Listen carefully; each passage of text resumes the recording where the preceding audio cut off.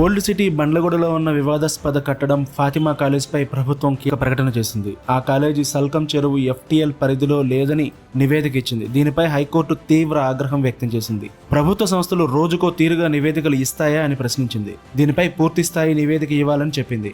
ఇదే విషయంపై విచారణ జరిపిన మరో బెంచ్ ఫాతిమా కాలేజీ కూల్చివేతను నిలువరిస్తూ ఇచ్చిన మధ్యంతర ఉత్తర్వులను ఉపసంహరించింది. బండ్లగూడలో సల్కం చెరువు పరిధిలో పలు ఆక్రమణలు ఉన్నాయని దాఖలైన ప్రజా ప్రయోజన వాజ్యంపై justice NV Sravan Kumar bench విచారణ జరిపింది. ప్రభుత్వం తరపున additional advocate general Imran Khan హాజరై పలు ప్రభుత్వ శాఖలు జరిపిన జాయింట్ సర్వేలో ఫాతిమా కాలేజ్ FTL పరిధిలో లేదన్న విషయం తేలిందని, దీనిని రెవెన్యూ శాఖ ఇంకా ధృవీకరించాల్సి ఉందని అన్నారు. దీనిపై GHMC హైడ్రా త్వరలోనే కొత్త మ్యాప్ రూపొందిస్తాయని చెప్పారు. ఈ సమాధానంపై జస్టిస్ శ్రవణ్ కుమార్ ఆగ్రహం వ్యక్తం చేశారు. సల్కం చెరువుకు సంబంధించి 2016లో నిర్ధారించిన FTL పరిధి ఎలా తగ్గిపోయిందని ప్రశ్నించారు. ఈ 10 ఏళ్లలో చెరువు ప్రాంతం ఇంతలా ఎలా కుచించుకుపోయిందన్నారు. దీనిపై రెవెన్యూ, నీటిపారుదల శాఖలు వివరణ ఇవ్వాలని ఆదేశించారు.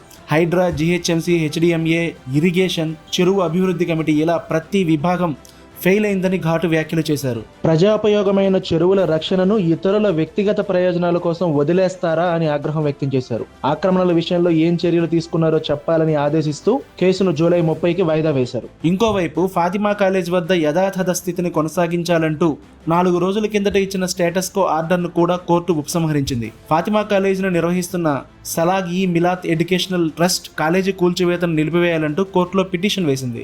దీనిపై విచారణ జరిపిన justice Vijay Sen Reddy bench July 6వ తేదీన స్టేటస్ కో ఇచ్చింది. ఇప్పుడు ప్రజా ప్రయోజన వ్యాజ్యాన్ని విచారించిన శ్రవణ్ కుమార్ బెంచ్ ఆక్రమణలపై తీవ్ర వ్యాఖ్యలు చేయడంతో 2 నిర్ణయాలు కాన్ఫ్లిక్ట్ కాకుండా ఉండేందుకు ఇంతకు ముందు ఇచ్చిన మధ్యంతర ఉత్తర్వులను ఉపసంహరించాలని హైకోర్టు రిజిస్ట్రార్ను ఆదేశించారు. ఈ కేసును కూడా దానితో పాటే విచారించాలని సూచించారు.